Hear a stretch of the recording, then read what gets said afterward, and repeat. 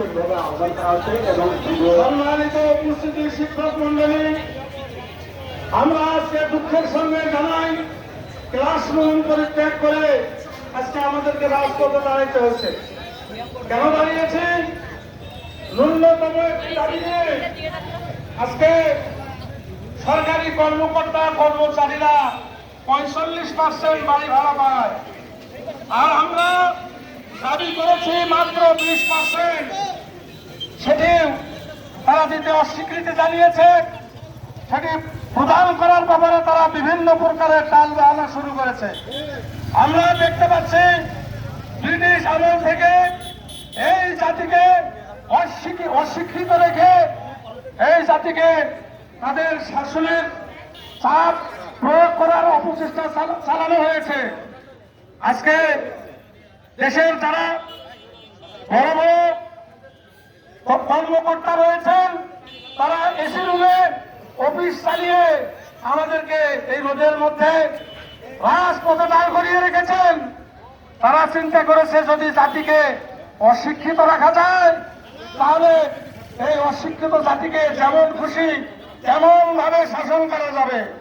সেই ষড়যন্ত্রের ধারাবাহিকতায় শিক্ষা জাতির মেরুদণ্ড, শিক্ষক হচ্ছে জাতি গড়ার কারিগর। সেই জাতি গড়ার কারিগরদেরকে আজকে বুভুক্ষ রেখে তারা শিক্ষাকে ধ্বংস করতে চায়। সেই শিক্ষাকে ধ্বংস করে দিয়ে এই জাতিকে অশিক্ষিত রেখে তারা তাদের শাসনের স্টিম রোলার চালাইতে চায়। সেই ধারাবাহিকতায় তারা শিক্ষাকে ধ্বংস করার লক্ষ্যে শিক্ষক জাতিকেও তারা ধ্বংস করার পায়তারা করতেছে। সম্মানিত শিক্ষক মন্ডলী, আমাদের যে দাবি, এই দাবি যৌক্তিক এবং ন্যায্য দাবি। প্রশাসন সহ মন্ত্রী আমরা সকলেই স্বীকার করেছে যে আমাদের দাবি যৌক্তিক দাবি, কিন্তু এরপরেও তারা আমাদের দাবি মানছে না।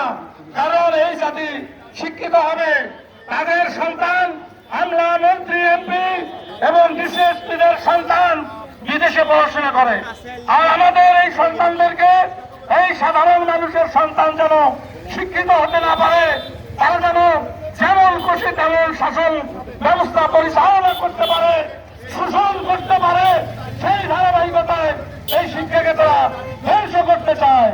আমরা দৃঢ়তার সঙ্গে বলতে চাই, আমাদের এই স্বাধীন দেশে, রক্ত ঝরানো দেশে এই ষড়যন্ত্র আমরা বাস্তবায়ন হতে দেব না। আমাদের এই যৌক্তিক দাবি, আমাদের এই ন্যায্য দাবি পূরণ হওয়া না পর্যন্ত আমরা ঘরে ফিরব না, ক্লাস বর্জন করব।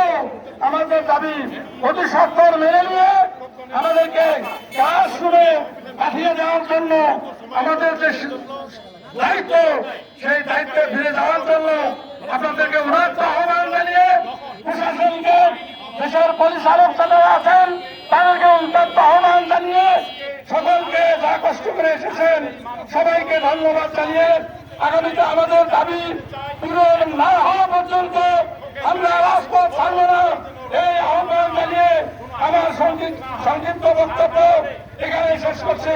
আসসালামু আলাইকুম। বাংলাদেশ জিন্দাবাদ, বাংলাদেশ শিক্ষক সমাজ জিন্দাবাদ।